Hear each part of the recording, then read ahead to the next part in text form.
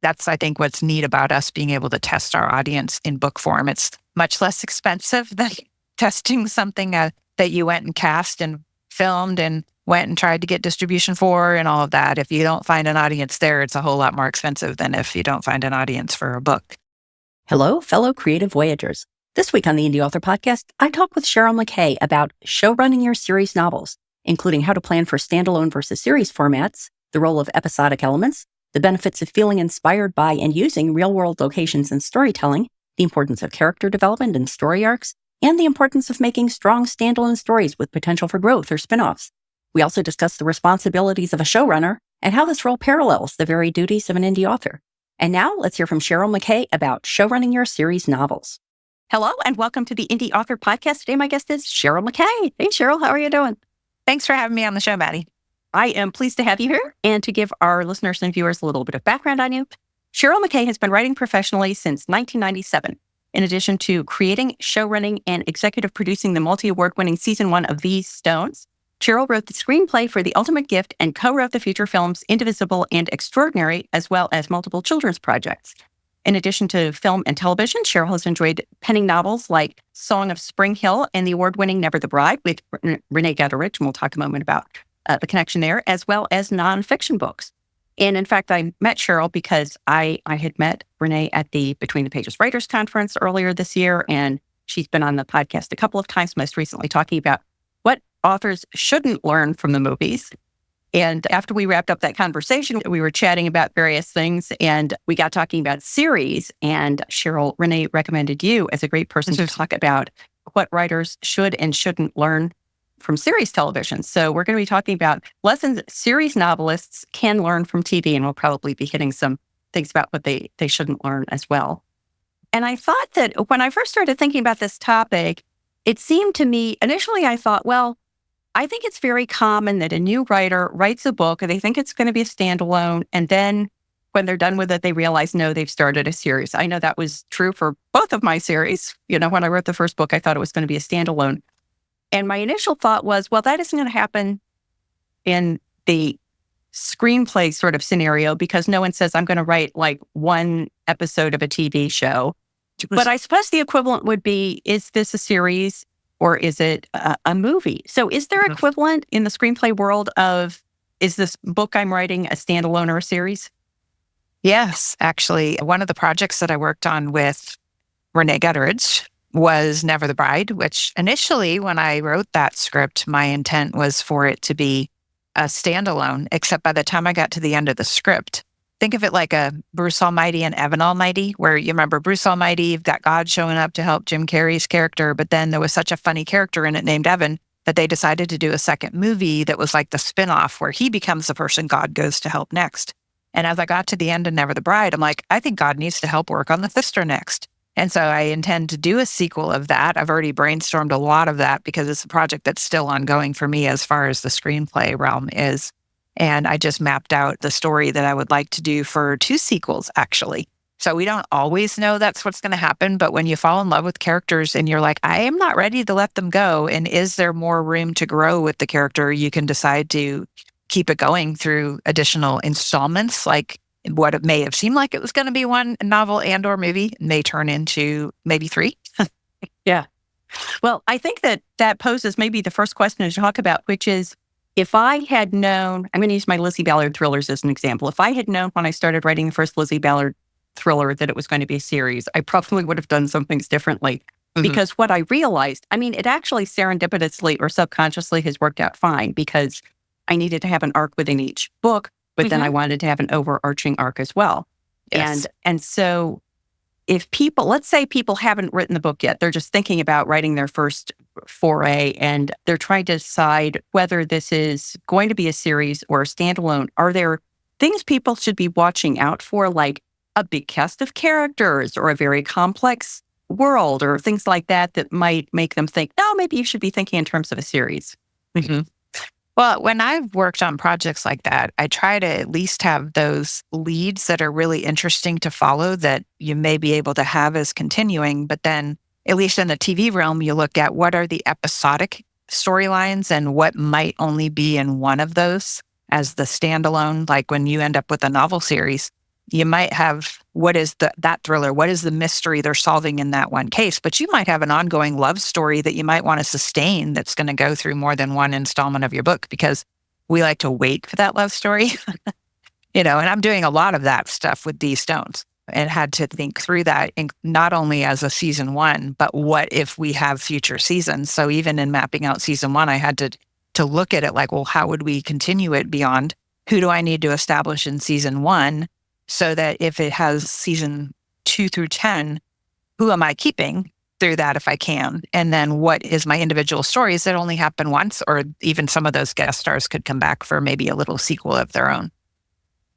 Well, I think that is I'm guessing, very strong difference between indie authors in any case and like the TV series world, because indie authors are making their own decision. I mean, I know plenty of people who have thought they were going to write a 10-book series, and they get to book 6 and they were like, I pretty much said everything I want to say about this group of characters. Like, I'm going to wrap it up now.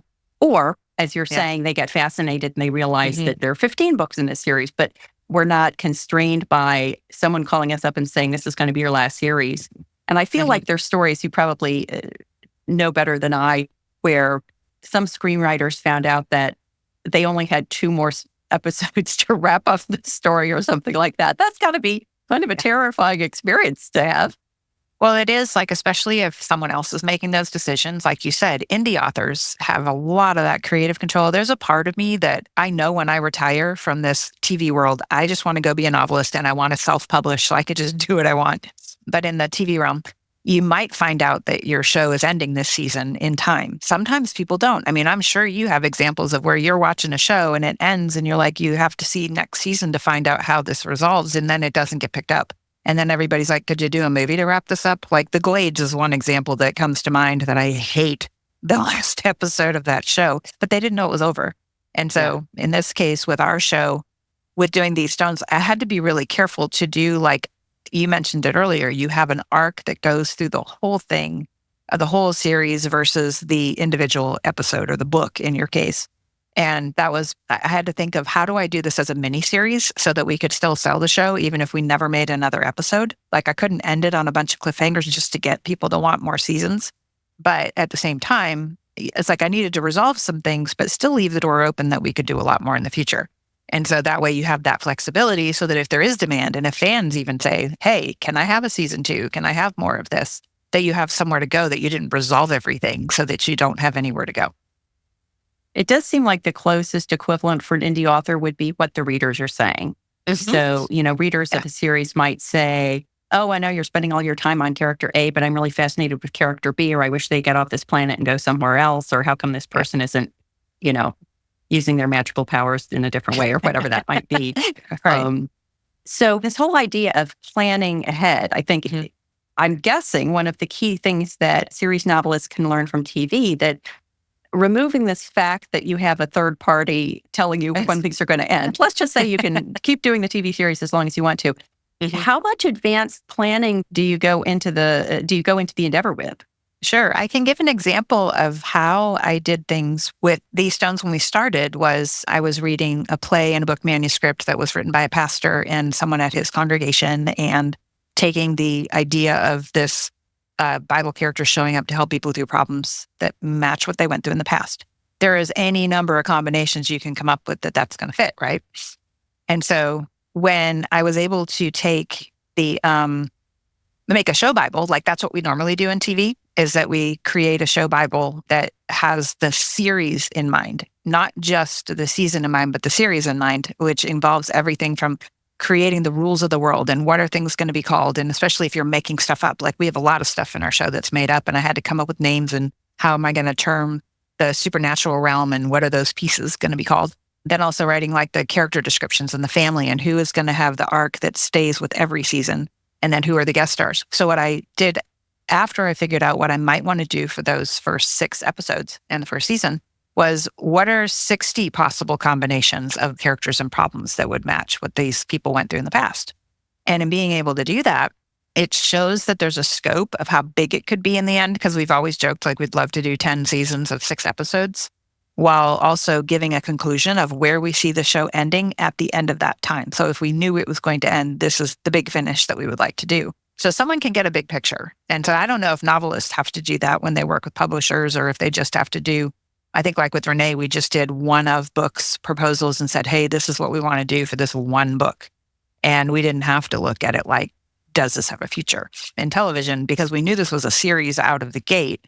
Telling people the big scope and the big picture was really important. I think that most of the time when I hear novelists talk about story Bibles, it's something they do retrospectively. They're writing the stories and then they get to book 3 and they realize they can't remember whatever was called that they made up or what color eyes somebody has or if this person has ever met another person in real life. And so they do it retrospectively in order to just, have a guide for consistency and so on. Right.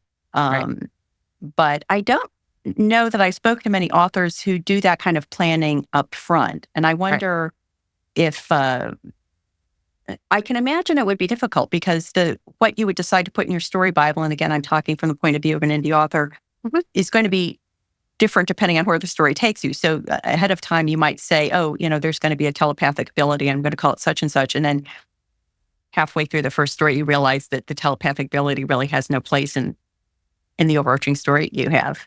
It's a really different mindset to bring to it, to foresee those kinds of things. Right. Well, because it's like if you have something like, if you have a thriller and you have a person who's going to be solving cases, that's an easier concept to start with in the beginning. Like an example of an author I could think of is Christy Barrett has a crime scene cleaner. And so the girl who's cleaning these crime scenes happens to notice things when she's cleaning them that ends up being clues to solving the mysteries. And so she ended up, I don't know how many books she did of that one series, but the first one was made as a movie. It was adapted from and I don't know if they're going to do any in the future, but I know they made the first one. But when someone has an ability like that, that is something you can build upon and know that I could do more mysteries. I don't need to confine this to just one thing that this character is solving. So those, I think, are going to lend themselves for the sake of that novelist to know, hey, I could keep this going, like if it gets a following. And then, if it doesn't get a following, then you don't have to continue. That's, I think, what's neat about us being able to test our audience in book form. It's much less expensive than testing something that you went and cast and filmed and went and tried to get distribution for and all of that. If you don't find an audience there, it's a whole lot more expensive than if you don't find an audience for a book. But if you do get a fan following, like I think on one of Christie's other series, she had like 8 and she said it was over. And then all of a sudden she sends out a newsletter and said, I missed these characters, so here's book 9. And I was like, thank you, because I wanted to see these characters again. And she probably got that comment from a lot of people, Yeah, that ability to have that very direct market input from your readers and take stories in that way without having to wait for funding and casting and all the other complexities that would come along with a TV show it's a nice plus of being an author. Yeah, especially an indie author. Yeah, it's a lot of fun. When you are planning out a series, how do you factor in the cliffhanger? So regardless of the kind of series, I suppose there's some version of a cliffhanger. There's got to be something that's carrying a viewer from episode to episode, even if it isn't, somebody perched on the edge of a cliff and are they going to fall or not? Yes. How did that idea of the mechanism of carrying a viewer forward from story to story work out in your work on TV? Well, what helped with that was choosing a lead family to be the one that gets that story arc that covers from episode 1 to 6. Like I present a lot of problems that exist in episode 1, and I am trying to give you the nuggets of that problem throughout the whole season, including through flashbacks. Like in this case, the mother is gone, but leaving behind clues trying to help her daughter through videos she left behind or flashbacks that we get to see. There's a mystery about how did the mother die in the first place? Like we know from the beginning, it's not a spoiler. It's like, it's even in the trailer, but from the very first scene, we know she's gone, but we don't know why and how. We know the daughter blames herself. We know the dad blames himself and other people. And so there's all these mystery pieces that I had a chance to lace throughout the whole, like each episode got a little more of the story, but you never got the complete picture until episode 6. And so that's what helped carry me through with the cliffhangers. Whereas the episodic storylines between like what Bible character showed up to help someone through a problem, that's the guest star story that usually does not continue from one episode to the next. But the family story did, definitely. And we did, and also had a little teeny hint at a love story in it as well, that you only get little nuggets from in 4 of the episodes. that there's a hint at the end of the finale of a hint of a future, but I don't let that really culminate yet because the girl isn't ready to have a relationship with anyone given everything from the past. But it's fun to think about how do you plot what pieces you're going to share in each episode so that there's a nice payoff. Like I have a really fun radio host that interviewed myself and cast members every week for 8 different episodes on his show. And every episode that came out, he's like, I have questions. I need to know what's happening next. And I'm like, well, that's what I want you to feel. And I'm not going to tell you. And then he would joke with the actors like, tell me, how's it going to end? And then he was hounding them by episode 6. What's going to happen in season 2? And it was so fun that suspense factor existed for other people because I know the answers sometimes. Actually, I should say, I didn't know all the answers to episode 6, and my director co-wrote that finale with me because I'm like, I planted a lot of questions in episode 1 through 5 that I'm not 100% sure how to resolve. And so she helped me do that and co-wrote that episode with me. That's got to be quite scary when you find yourself like reeling yourself out there and, is the rope going to be the rope you hang yourself by or the rope you climb to new levels of fabulousness on? Yeah, it was a lot of fun though. And I think it helps. Like I'm a big plotter. Like Rene Gutteridge will tell you, I'm like the queen of plotting, and she's much more a seat of her pants kind of writer. And I have to know where I'm going. At the same time, if I don't know everything and I have to uncover it as I go, I think that's what helps make it less predictable to the audience. If it's not predictable to me, then it's not going to be as predictable to them. So I try to do that. I like to leave a little bit of room for discovery during the writing process too. Yeah, the amount of discovery is very difficult to judge because you can imagine that without some idea, it would be easy to write yourself into a corner. But But then again, it is the risk of making it seem too mechanical or, we're just marching toward a predetermined goal. And I think that telegraphs itself to the readers. Yeah. Yeah, it can be really difficult. But if I don't know basically where something's going, when you just use the phrase writing yourself into a corner, I've done that when I didn't know where I was going. And then I've lost interest in it because I couldn't figure it out. And that was early on in my writing career when I was just writing spec projects for myself, scripts to use as samples. And I've tried, I'll just wing it. And I'm really good at the first 10, 20 pages. And then the next thing you know, I'm like, all right, where's this going? And some of those are the ones I didn't finish because I didn't really have a clear vision. And I really need a clear vision of where I'm going. Yeah, well, I won't go into it in too much detail because my listeners have heard about this way too much, but I have the whole theory of the story frame and the idea that you write out. It's sort of like an outline, but not an outline format. It's, just a textual description of what's happening. And I found that really valuable for a number of reasons, but I think more recently what I realized is that it's much easier to eliminate dud ideas if you haven't invested a ton of time in them. Yes. And that there are circumstances, like an example I used in another episode was I had pictured the scene where one of the protagonist's allies goes into the home of the ultimate bad guy and he's looking for something and stuff happens. And I worked on that for days, if not weeks. And I finally just said, you know what? There is no reasonable reason this person would go into this person's house. Like, I cannot make this work. But if I had written it, I think I would have just found a way to do it, and it wouldn't have been optimal because it would have been forced. But at that point, I think I would have felt so committed that I would be like, he's going into his house. I don't care what happens. Yeah. And then you'll see the comments online like, this makes no sense. Yeah. Yeah. People will notice if I've gotten better take corners like that, Yeah. As a reader, I'm like, oh no, I can picture what was going on behind the scenes when this scene got written and got included in the final product. Yeah. Yeah. Sometimes I've had, let's say when you're a screenwriter, you don't get the final say usually. And it was different for me with the TV series because I was also the showrunner and the executive producer. But when it comes to other things, when I'm a writer for hire on a project, you just give up the script and someone else makes it and you don't know what you're going to recognize by the time you get to the theater. And it's sometimes funny, like one of my really early projects that was done as like a half-hour special, they edited it out of order that what was written. And I'm like, there are so many continuity errors now because they moved a scene before something else happened. And even visually, things didn't totally make sense. And I'm like, I wish they would have let me see it first. So I could say, did you notice that this doesn't match now because you did this before it actually happened? Oh, yeah. So that would be very frustrating. Yeah. And sometimes they don't notice because I think writers know their stories better than anybody. And someone who comes in and works on it after, they read it a few times and then dive into it, but they may not realize, oh, that was a setup for a payoff, but you kept my setup and cut my payoff, or vice versa. So that doesn't make the sense that it did when it was originally written. Well, one of the things I've also started doing as part of my frame is I'll write why I'm doing things. Because even if it's the same person, a month later, I may not remember. Like, I've spent a lot of time getting to a scene on another editing pass. And I think it's kind of weird. It would be much better if it was this way. And then 10 pages later, I'm like, oh yeah, now I remember why I did that. And so I put little parenthetical notes saying it's important that she takes the long route to, from her home to the university because she needs to whatever. And it saved me some time. And it seems like maybe if you're turning your story over to someone else as a screenwriter might with other people in the television production process, and you say, I'm doing this way because, it would be interesting to see if it held any weight when it got to that person. Yeah.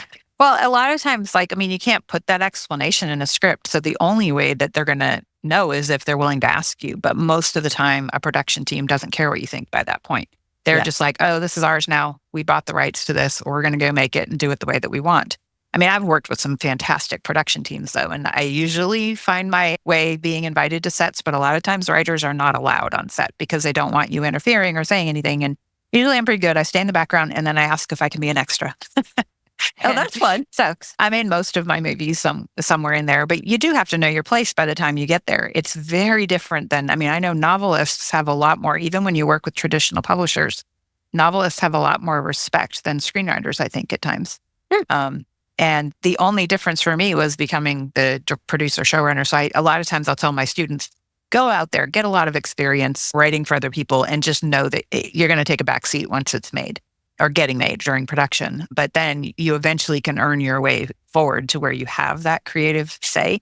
At the same time, while still you have to be very collaborative, as this medium is very, a novelist might get to have that one writer, and then they get the editor and then the proofreaders. But movies, they have 100 hands on it. And so it's different, and everybody's got to say, and everyone wants to put their stamp on it. I don't mind when people make me look good, though.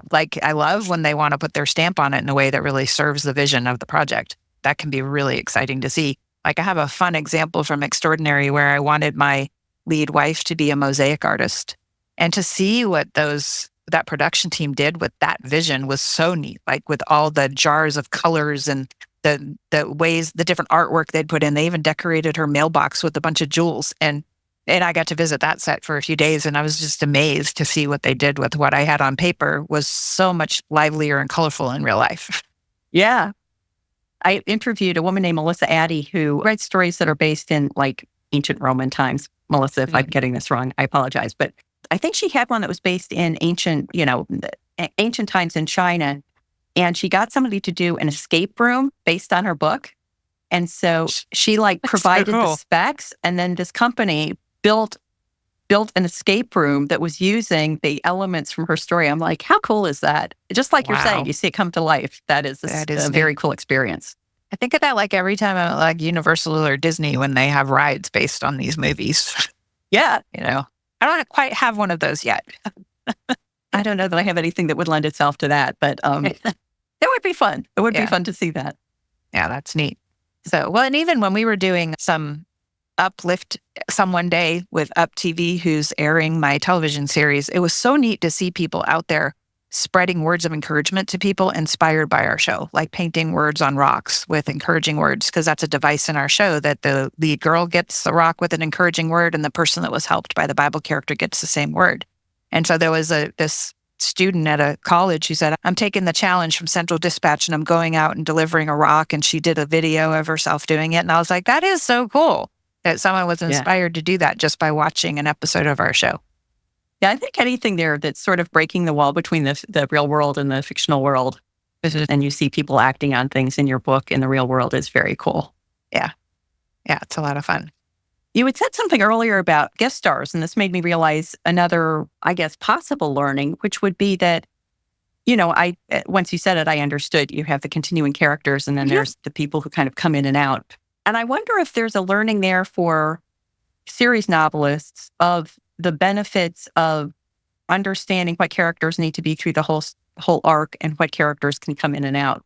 Any thoughts about that? Well, I think the easiest example, again, is like if you are doing a thriller series, you're going to have a case of the week or month or however long the timing is of that book, that the case that's being solved, that's the characters that are your guest stars. Now, if one of those happens to turn into a love interest, then they can become a continuing character. But as far as who they're helping through a mystery, solving whatever kind it is, there really probably isn't a reason for them to return unless you just happen to have a reason to bring them back. Like I have characters in season 1 that I would love to bring back in future seasons for either a continuing of the storyline we started or giving them a brand new story. Like say, for example, I might have a character that was sort of a bad person in a storyline that someone else was the one being helped. What's to stop me from bringing the bad person back later to be helped in a future episode? You know, especially if we loved the actor and the character. So we'll probably, if we do get to do future seasons, we'll probably try to do that. But if you have a character who's like an investigator, or PI, or a cop or something, I think those guest stories are going to be where you're going to find the one-ofs. Yeah, I realize that one of the things I enjoy very much, because a lot of both my series have an aspect of sort of ensemble cast characteristics, and I want every character to have a scene with every other character.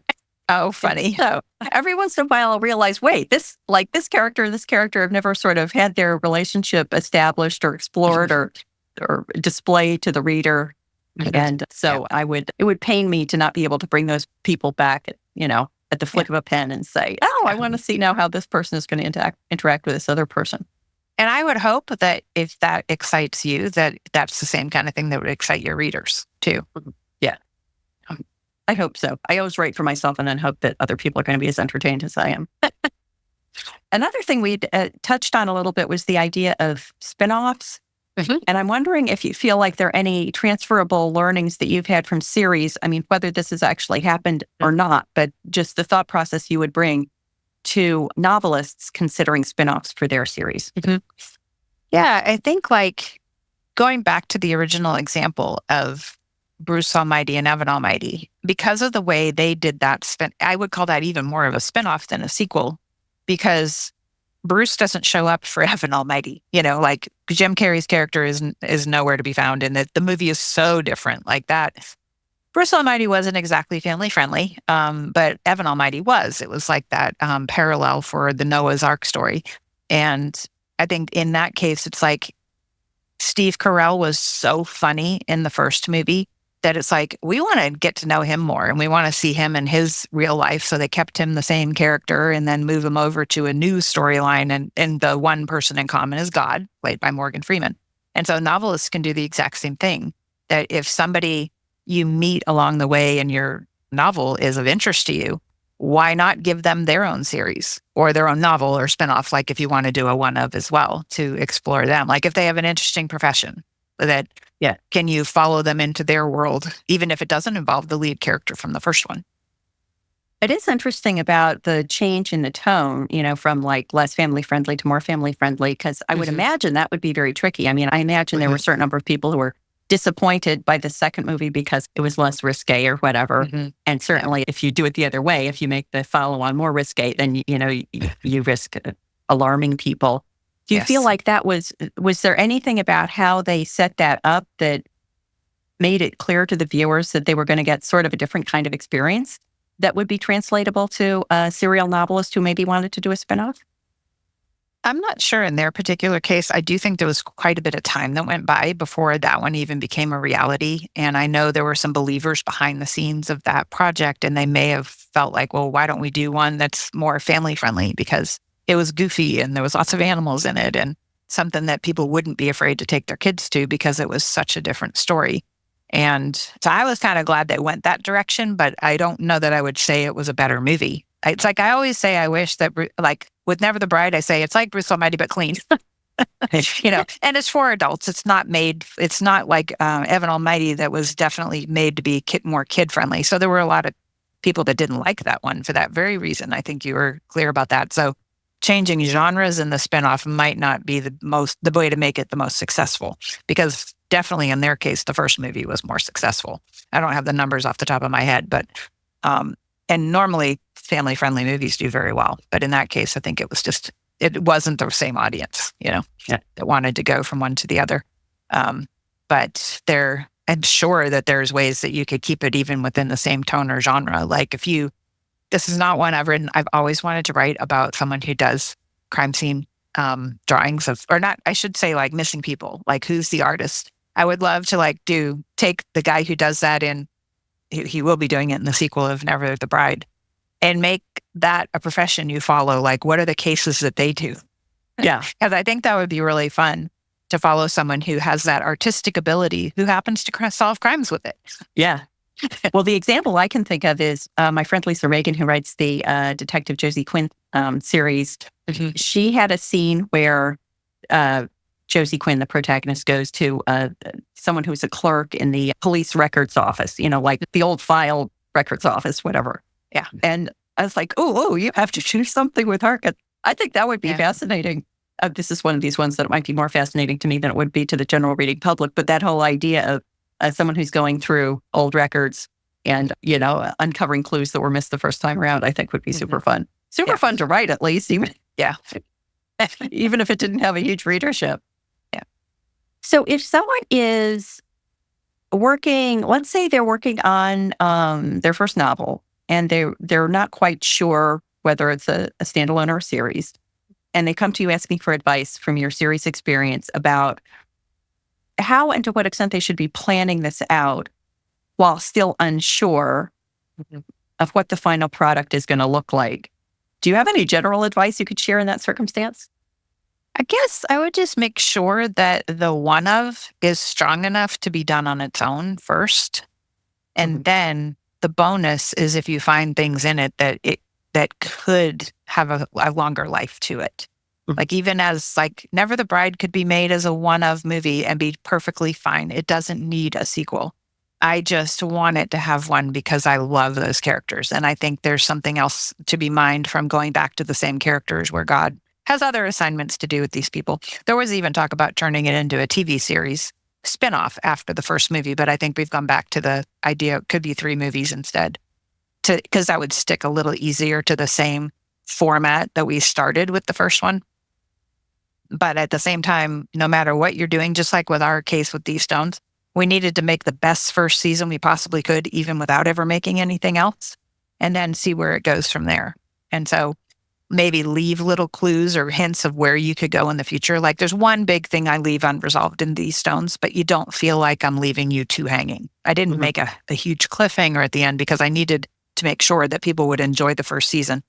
They would demand a second season, but still enjoy the first season in and of itself. Otherwise, it would have made it very hard for us to sell it. If we had done some huge cliffhanger with answers we didn't answer, then it would be like, well, are you already in production on season 2? Because we don't want to put this out there until you are. And that would have created more problems for us in the production end. So I wanted, just like a novelist, I think should do, is make sure that one thing you're doing is still good enough to be a standalone, if that's all you ever do.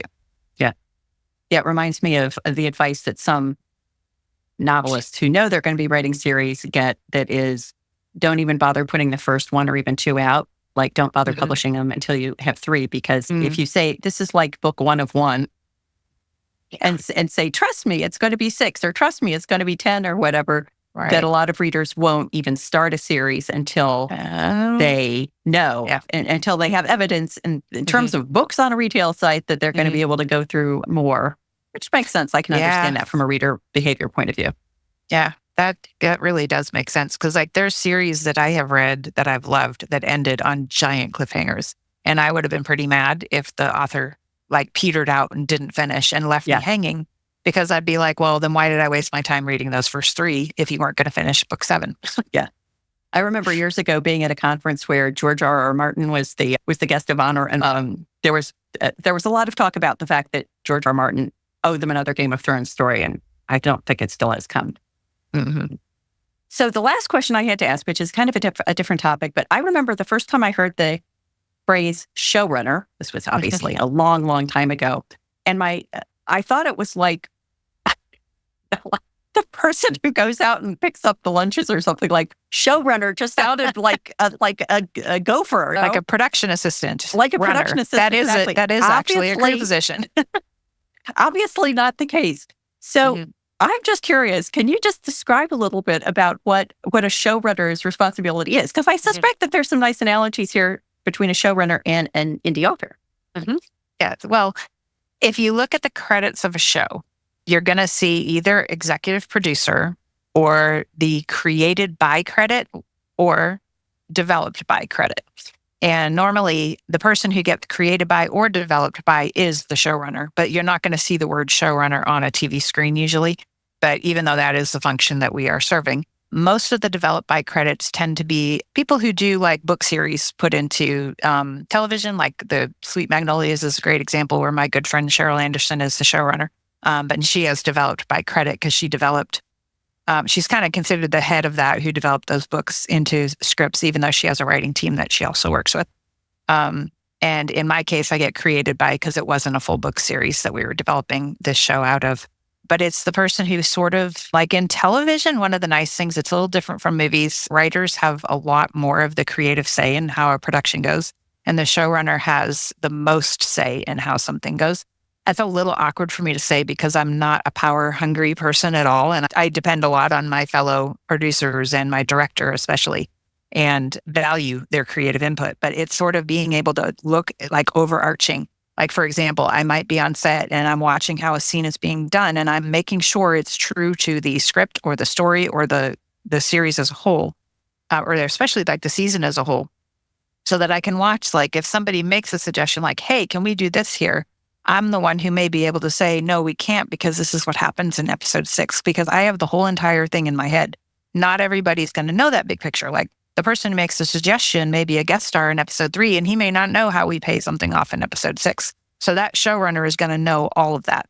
They're also big on being a part of casting, being a part of crewing something. So all those elements that get put together that don't necessarily apply in the book realm yet, that's the person who really understands the big picture and then collaboratively works with all the people who have their individual giftings like production design, director of photography, director, and then all the actors. So in my case, I had a lot of say in the casting, which was that was probably one of my favorite parts of the whole thing after the writing was done, was even picking actors in advance in my case, because I knew certain people that I wanted to work with.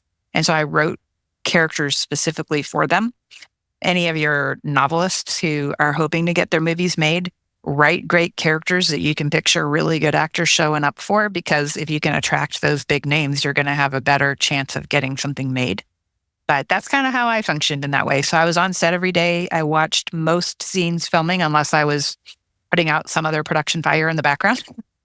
Because you also try to help everything go as smoothly as possible during the filming and then do a lot of overseeing during post-production. But I also am happy to let the people who are good at editing and the director who's good at looking at editing and the composer who's great at writing music, I like to let them do what they're good at doing instead of micromanaging them. I try not to do that. Yeah, I think that there are a couple of great lessons there. I mean, one is that, the professional indie author will not try to do their own editing and do their own proofreading and do their own book cover design and all those other things. But understanding what's needed there helps them to provide direction to the professionals who are going to do that for them. And then the other thing that I like is that idea that you're bringing both the creative oversight and the business oversight, financial oversight. I'm not sure quite how to frame that up, but that idea that you have to be wearing multiple hats. And I think that is true for indie authors as well. That, I mean, even traditionally published authors, that if you think you can just stay in your garret and be the creator, the writer in isolation, it's not such a helpful mindset to have. And if you think of it as more of a holistic effort, like you're describing with a showrunner, I think that's kind of a cool way to think about it. Yes. Yeah, there's a lot of hats that I held on this show, like even finding almost all the locations. But what I loved about that was then I could visualize, because a lot of them I found while I was writing, not after I wrote it to fit what I wrote. I was finding things I knew I could maybe get that were beautiful, that would give the show great production value. And then I wrote with that place in mind, and it made filming a lot easier because it already existed. But to me, that gets me creatively excited. I don't know if novelists would actually, I would say I think novelists definitely would benefit from going go on a mountain retreat if you're writing a story that takes place in the mountains. I mean, why not? Absolutely. I'm sure a lot of us do that. Yeah, one of my favorite scenes in one of my books was I was visiting an old historic hotel in Maine, and it was right before they had opened, and the manager was there, and he was giving us a tour. And when we were done, I said, "So my last question is, if you were hiding a body in this hotel, where would you hide it?" He was like, "Oh, I have the perfect place." Like the body got hidden in my book in that very place. Oh, that's so funny. I'm just curious. What was an example of a place that you saw that you really found inspirational and that ended up making it into the show, if you can share that? Definitely the farm. We had the Stewart family has this gorgeous property. It's a big white house with 3-sided wraparound veranda, and it has a barn and a tree house and rolling hills and a big cross on the property that was actually built for a music video that was filmed for our church for Easter one year. And we had them keep it. And then the creek below. And so my husband had worked on 3 music videos on that property and told the guy, my wife's going to want to make a movie here one day. And I didn't know what that movie would be yet. But then about 1 month into working on the show, I had just finished the show Bible. I said, can I come visit your property while I'm writing these scripts and see what you have available? And what does the interior of your house look like? And what rooms are available? And where can I set things? And thank God, he was very open to it. And actually, Dolly Parton shot a movie or a TV series for Netflix at this same property. So he is used in other shows, but thank God he was very open to us being there because it's the kind of place I want to be able to return to as well. And so it's been nice that we have a great relationship with them. They just came to a screening of the 2nd episode to see how it all turned out. And he was like, you're welcome anytime. I love what you're doing. So it's neat when you can build those kinds of relationships especially because it's kind of a nice set piece and it's on the cover of our devotional book we wrote to go with season 1. It's going to be on the cover of the DVD. It's kind of become this landmark figure for our show. That's so cool. Well, Cheryl, thank you so much for sharing your perspective on what series novelists can learn from TV series. And please let everyone know where they can find out more about you and everything you do online.